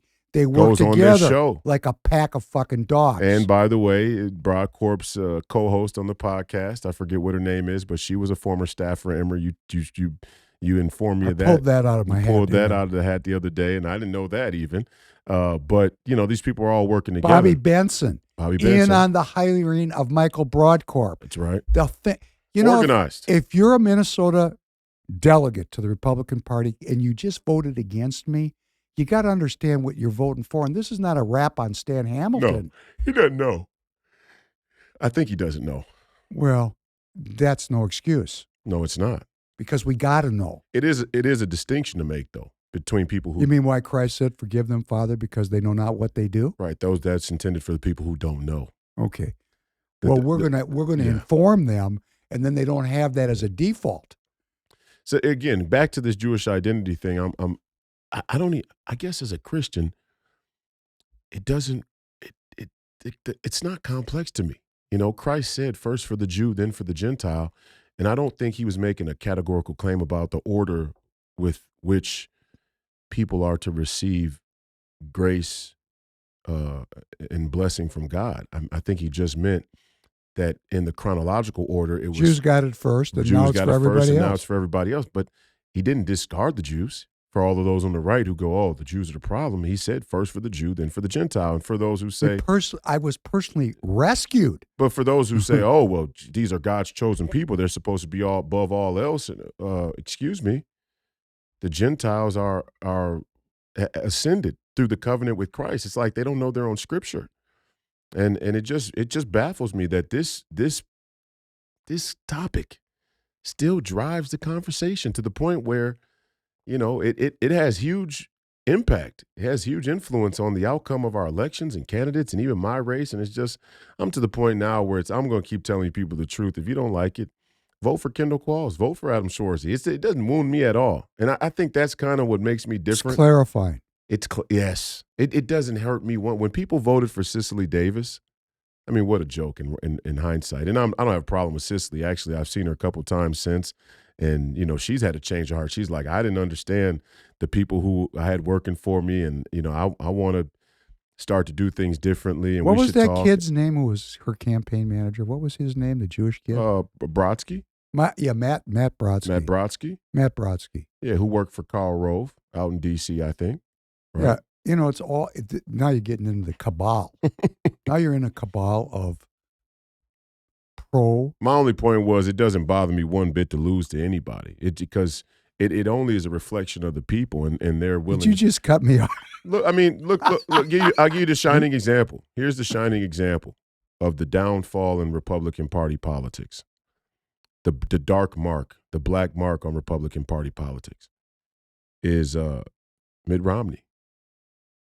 Oh, I just tore his ass up in my I mean, podcast. but now we all kind of regard Donald Trump has highlighted the Mitt Romney types as the de facto snake in the grass of the Republican Party, but yet we all still kind of hope that a Mitt Romney shows up to run in one of these elections. Oh, these people are so smart. What they're doing now is they're calling the MAGA movement the rhinos.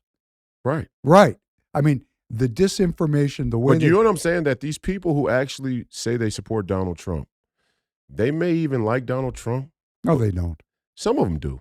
Some of them do, because he gives he Are we gives talking you about in the hierarchy of the party? No, I'm even talking there, because when you're a scumbag, when you're a weaselly, cowardly scumbag, alpha type like Donald Trump gives you the unspoken permission to even vicariously be the man that you should be. So they kind of like him, you know. Even the people who hate me, they kind of like me. They like, it's like a train wreck, but I can't take my eyes from it, right? They kind of like watching, right? Their dream is that you become Moderate. one with them. Moderate. Right. Because then they can use you. Yes.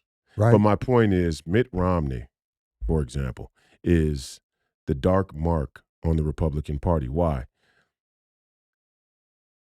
Ron Paul, and I say this directly to Dustin Graves, who's another little Finocchio scumbag. If you hear him talk for 5 seconds, he's got that effeminate fucking thing going on in his voice, and he's just he's a Weasley little soft little cowardly dude, and but he claims to be a Ron Paul guy, right? And Ron Paul was considered not electable, right? Right. And Mitt Romney was. Ron Paul ran. Mitt Romney looks like his head should be on Mount Rushmore. Okay, right? And this is what I'm saying is, we secretly, even the Ron Paul cohort, you know, this sort of anti-establishment, anti-Fed, libertarian, you know, kind of, even they now conform and say, well, we would like an electable guy, a guy who doesn't have all of these issues and flaws and blah, blah, blah. And I'm not saying Ron Paul had issues and flaws. He had what they would call visual deficiencies. You know, he wasn't really sharp. He wasn't as charismatic. He didn't have the pretty bright smile. Almost irritating. You know what I mean? But he was right. He was so right, it's scary. I don't mean right spectrum. I mean, he was right on. He was about his analysis. Spot on about his analysis. And when I say we as the Republican Party, we nominated Mitt Romney. So people got to remember, I think in this, you know, time gets away from us, and we start to 2012. We start forgetting some of the short history here. But, you know, post Donald Trump, Mitt Romney is basically a political fodder now, because that's why he resigned from the Senate. It's because his constituency disappeared. You know, he is the laughing stock. He is the poster child of rhino establishment politics, right? Which is why he came out against Trump. He threw in with Kamala Harris.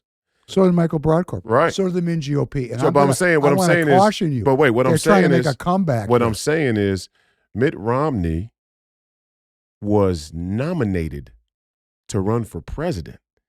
A lot of us only think of and remember Mitt Romney as this post-Trump kind of caricature of the rhino establishment. But if you go back slightly before, we, the people of the Republican Party all across the country, nominated him to run against the most progressive and socialist president in the history of the United States of America, and we all regard Obama as some arch nemesis, right? And it's Trump's going to have a third term. Well, then Obama gets one too, and I love when Bannon says, "Bring it on, Alien versus Predator."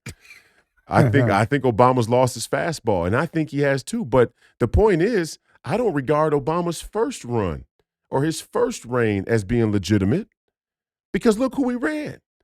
We ran John McCain and Mitt Romney, two of the best examples of establishment Republicans against him. So how is this not a testament that our worst fear, Barack Obama politics in the Republican Party, our worst fear is Barack Obama. Look who we ran. Why would we run people like that? Adam Swarzy is more of the Mitt Romney type. Nikki Haley is more of the Mitt Romney type.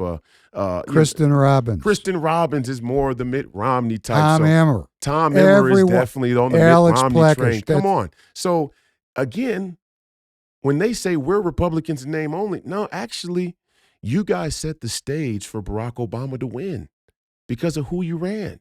And both Mitt Romney and John McCain got smoked. So not only is the sort of cultural undertone there about how they were controlled opposition, the quantitative result, the outcome of the election shows you that they have no juice whatsoever. And so the question becomes, again, how on earth are we at this place where we're even considering deviating from the brash, smash-mouth Donald Trump type of candidate in favor for a more soft-toned, soft-shoed Mitt Romney? Why would we do that? Because we want to lose. There you go. And if you look at MnGOP as a party, it's taking credit for what Donald Trump did to Minnesota, not MnGOP. In fact, there's a thing now that's bouncing around on the internet. Trump voters are not Republican voters. And that is the schism in the party. Now, let's talk about what's happening on the left. The left, which 2 times beat Bernie Sanders down with an ugly stick, now pressed to the wall with their constituency unraveling. AOC and Bernie. Oh, here we go. Here we go. I told them. I said it. And right after the election was over, didn't I say it? I think you might have said it. I said it. I said they have to go to a more authentic street That's version. exactly what you said. I remember that. Version of the leftism, the Marxism. To recapitulate. The only thing they can do is go to Bernie and AOC. They have to burn all of their corporate affiliation. They have to burn all of their they have to hide. affiliation. They have to hide. Right. And RFK set the trap already. He called the Bernie out early. It's going to be rough for Bernie to walk that back. Why are you getting so much money from Big Pharma? Do you not count Big Pharma as the elite corporations? He turned red as a beet. Of course he does, because Medicare and Medicaid is necessary. So if there's an elitist group like United Healthcare Group who benefits from the same oligarchical, oppressive, white supremacy and capitalism, then we have to do it. It's fair play to them. But it's just not going to work. However, they are going to try it. AOC, I mean, come on. First of all, she was control grouped. She was a part of a control group. Is how she got into politics. They auditioned her, okay? And then she's gotten so big in politics, they're giving her free dresses, free couture, $100,000 couture dresses to show up at the Met Gala. You're not a populist. You're not one with the. They don't even invite real populists to the Met Gala. They would never invite me. Why? Because I can't. Because I don't look good in a tux, or because I'm not handsome, or because what? I wouldn't look striking there, tall, 6'8" on the red carpet. No, they don't invite me because I'm not a Finocchio. I'm not a fruitcake. They don't invite you because you're allegedly an anti-Semite.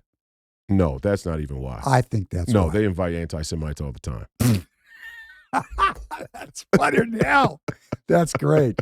That's classic. That's a classic. You think Kanye West can't come to the Met Gala? Well, not now. He can't, can he? Oh, are you fucking kidding me? He could? You think they're keeping Kanye away from the Met Gala? No, it's not that kind of crew.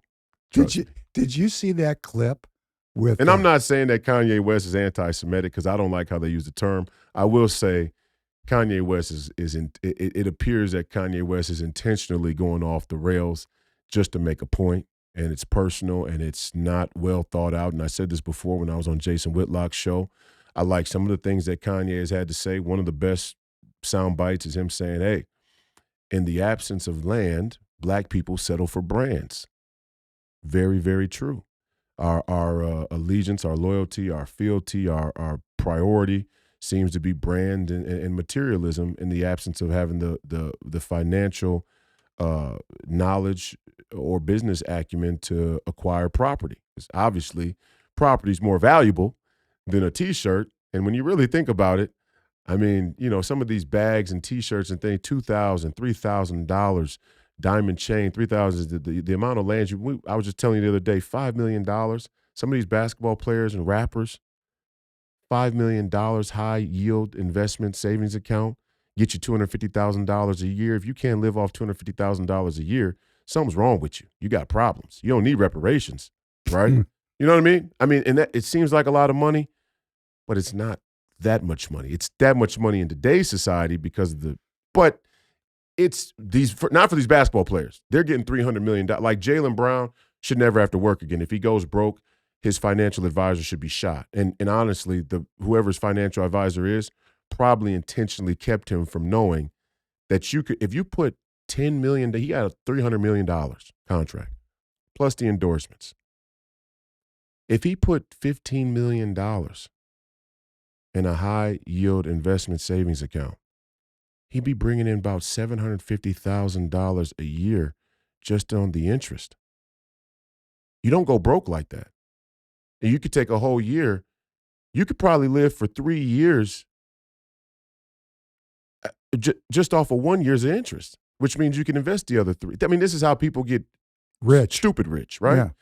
But a lot of these basketball players go broke. And a lot of them, I'm just going to say, have Jewish financial advisors, have Jewish agents, have Jewish business managers. I'm just keeping it real. And Kanye West pointed that out. A lot of these people who run the music industry, they put a Jay-Z in position, they give him the money, and all of a sudden you look up and Jay-Z's done well with his investments, but there are a lot of guys who went broke. And I only bring that up because, again, Kanye West saying some crazy shit. I said that he was saying some stuff that I thought was very, very uninformed and not well-intended. It was more of an angry, But I don't like how they call him anti-Semitic. And still, he will get invited to the Met Gala because the entertainment and the circus of it is more important than the culture and the ethics. Same with the NBA, to land that point. The NBA also is an organization who talks about morality and ethics and human rights and the LGBTQ and BLM and so on and so forth. But doing business with China is no problem. And to end here, I promised people that you would speak a little bit about the tariffs and the trade thing that's going down with China because I know you're familiar with it. But it just seems to me on face value, at the deepest level, the biggest problem with these rhinos and neocons isn't racism. It isn't their weird affection and loyalty to some pseudo-intellectual geopolitical Israel identity. It's that at the end of the day, they want things to be convenient no matter how Christian they say they are. There's nothing convenient about Christianity. It's intentionally supposed to be inconvenient. And the biggest convenient thing in the whole world is China. China's role in our economy. And they're all okay with our relationship with China. They can say what they want about morals and ethics and Christianity. They can say, oh, we don't want to vote for Royce because he uses profanity, but they don't care about getting their antibiotics from a godless country. I mean, think of the implications of that. You won't vote for me because I use the word fuck, but you'll take a country that openly persecutes Christians and you'll put antibiotics in your body that were manufactured under that leadership. That's rather trusting of you, isn't it? What do you make of this China tariffs and trade deal? Well, the first thing for the people that don't know is I've been involved in this since '93, so I do have some insight into it. And I want to say this right up front: all the people that are telling you the way this is going to come out, what the outcome's going to be, they got a stake in the outcome that they're trying to see come to fruition. The reality of this thing is, we're now in uncharted territory, and the outcome of this is wild. There's going to be an outcome of some kind, but I don't know when that will be established, and I don't know what it will be. But to summarize it from my perspective, free trade was never free. We have a $37 trillion debt.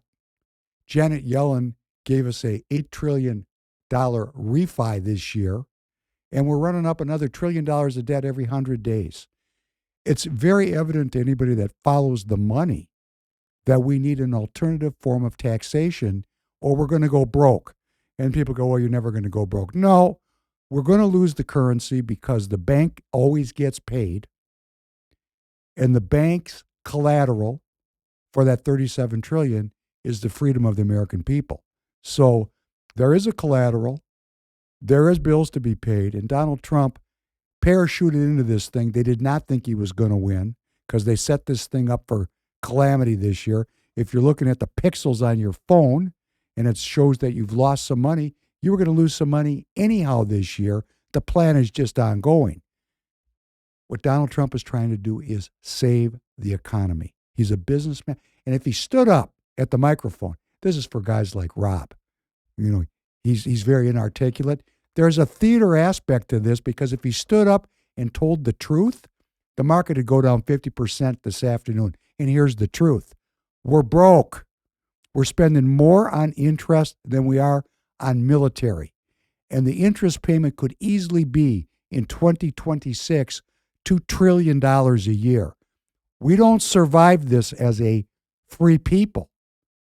The Fed is going to foreclose unless we have a jubilee.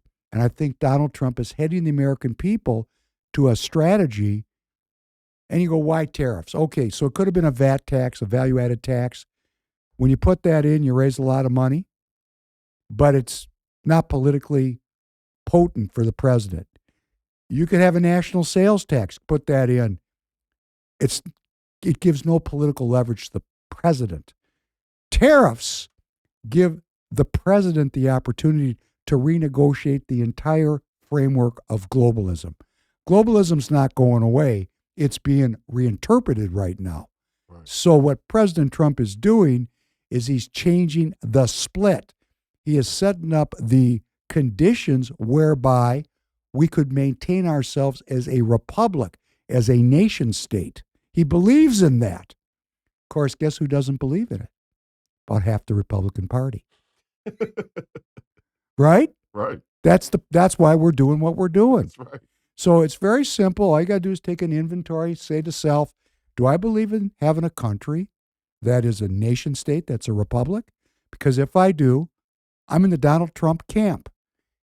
If I believe in the pixels on my phone, and the only thing that matters to me is what's in my dog bowl, you're a materialist, which means you're a Marxist, which means you're about one world government, one world economy, and one world currency. It's a very binary choice now.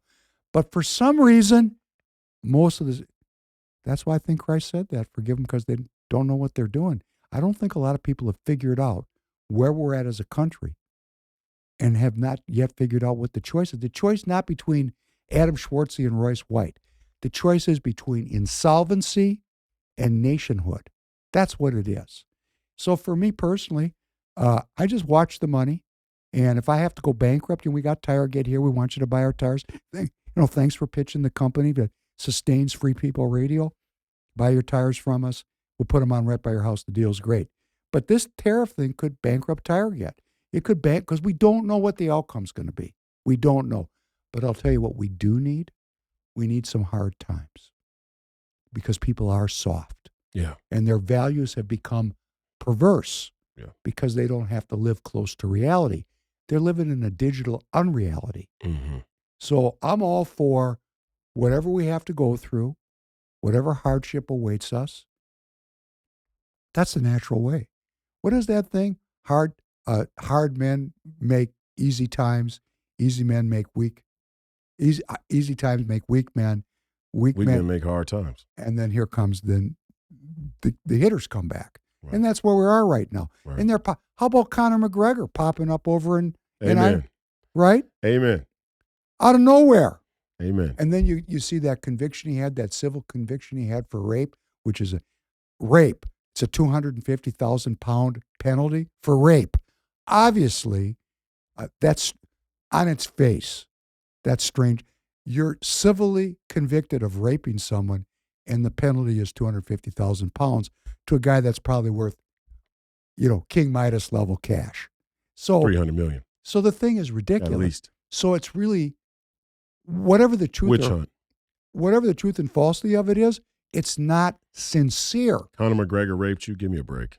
I'm just not buying it.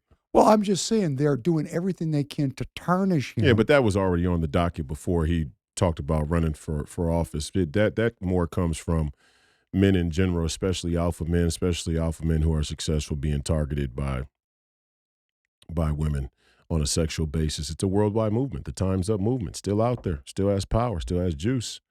Donald Trump walked through it. I mean, this guy's got balls the size of fucking, moon rocks, right?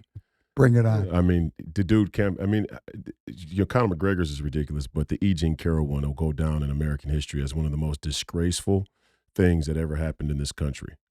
Honestly, a woman to accuse a man of rape with no evidence whatsoever, 40 years after the fact, and be awarded $90 million in civil penalty. It's one of the most abhorrent things I think I've ever witnessed in my entire life.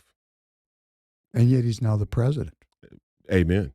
Wow. Praise be to Jesus Christ. Wow. Yeah, that's awesome.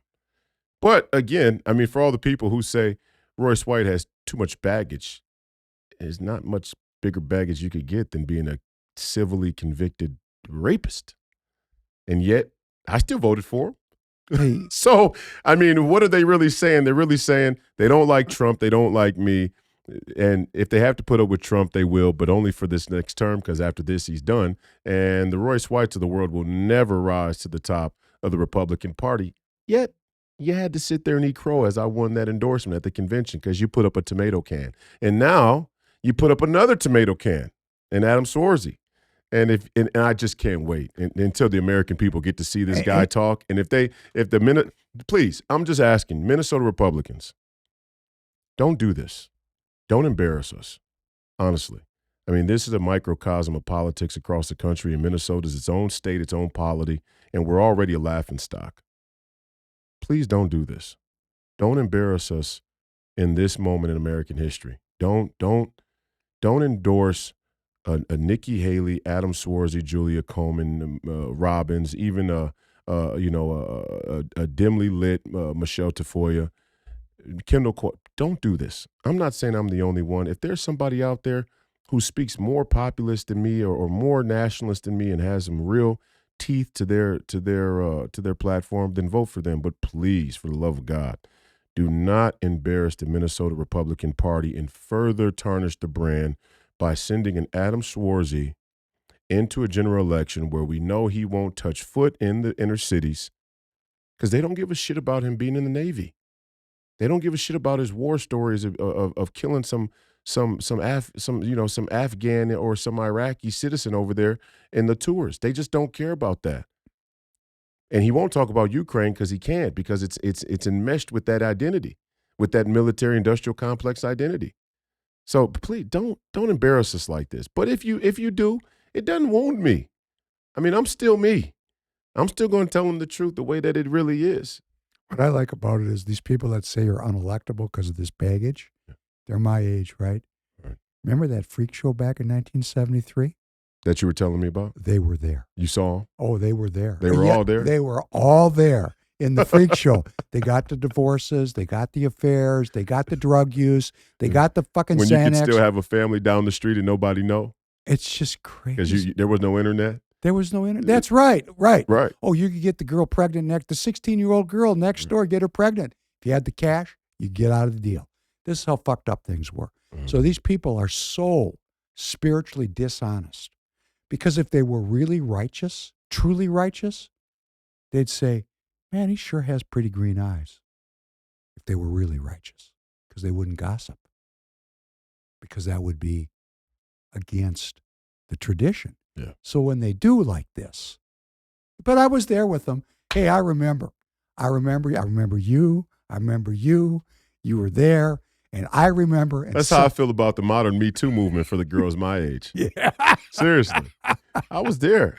I was there in college. Nobody forced you. Nobody assaulted you. Yeah, I was right there. You weren't even that drunk. You didn't even drink like that. You were hopped up on the moment. You wanted the attention. You loved the football. You loved the idea of the football team taking turns.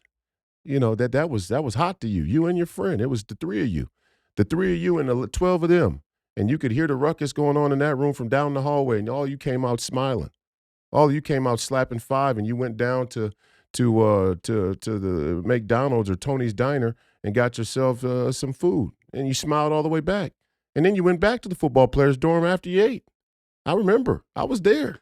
You know what? I was there at the frat parties. I watched the hockey guys. I'm not going to out anybody, you know, because to me, it's first of all, it's not a condemning thing of them in the first place, in my opinion. But they probably would be gun shy about it. But you know, I come from the college athlete world.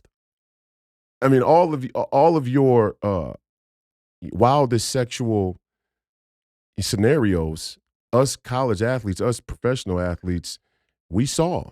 We see the things, we've seen the things that the Diddy's and the Epsteins and the porn world, we see those things in regular life. Let me give you this is our regular life. To some boomer who, you know, goes to the Republican Party and goes, well, that's not conservative. No, stop. I got to just put this in the end of the show because you're going to like this one. You're going to like it.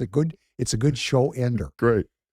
The boomers lived just like college athletes. Did they? Until 1981 when the gay disease was announced. Oh. Then everybody got scared. Okay. And ran for. They didn't realize it was homosexual. Well, hey, you know what I'm saying? It was flat out, full out. But what about that one? You got boomers who still believe that HIV is a heterosexual disease. In all the prep commercials,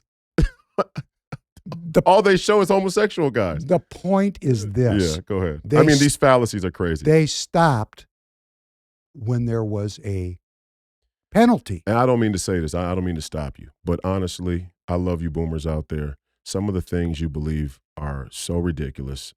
I mean, let's just go on down the list. The magic bullet theory. Well, that's the classic. The moon landings. And even now, starting to finally rear its ugly head. 9/11? 9/11. 9/11. It's been another episode of Please Call Me Crazy and Hebrews with it's the good great to do Professor this again. Penn. Good to see you there, young man. It's been a while. Good to see you, man. People have been asking me, when are we going to do a Hebrews? Yeah. You know, anytime we have time, we're going to do one. Again, we're out there organizing the community. Please join us. Yeah. We're asking for your participation. But I'm very happy to be here. Thanks for putting this on tonight. It's great to have you again. Professor Penn, ladies and gentlemen, please like and subscribe to the Professor Penn podcast. Professor Penn on YouTube and Rumble as well. Also on X, follow Professor Penn Tuesdays and Thursdays, 7:30 p.m. Central Time. Professor Penn podcast. It is a wealth of knowledge, as many of you well know. If you're new to the show for some reason, you don't want to miss the Professor Penn podcast. Thanks for bringing us a good perspective today on a very important cultural issue. For the rest of you out there, I'll see you tomorrow morning, 9 a.m. Eastern on Real America's Voice. Royce returns to Real America's Voice, and it's going to be a firestorm. I can hear the rant coming already. I can feel it now. It's bubbling up. I've been chomping at the bit. Professor Penn, you did a great job sitting in for us last weekend, so I gotta try and top that and bring the fire this weekend. But other than that, we'll see you all next week. Appreciate your viewership and listenership today and in the future. And in the future, TireGet.com. Get your tires. FreePeopleRadio.com. Get your Free People Radio apparel and merchandise. That's it for me. Thank you. Godspeed. The people are coming. And I can't help but say, don't die a jerk off. Got to bring that one back. And the Don't Die a Jerk Off t-shirts, those are going to be big hit for this campaign season. That's it for us. Have a good night. Enjoy your Friday. Thank you, Professor Penn. I appreciate it, man.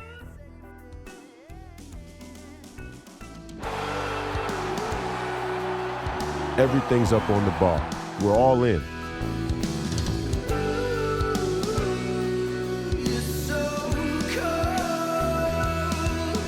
We get to decide. Do you want to live on your knees, or do you want to die on your feet fighting? That's the decision you get to make now.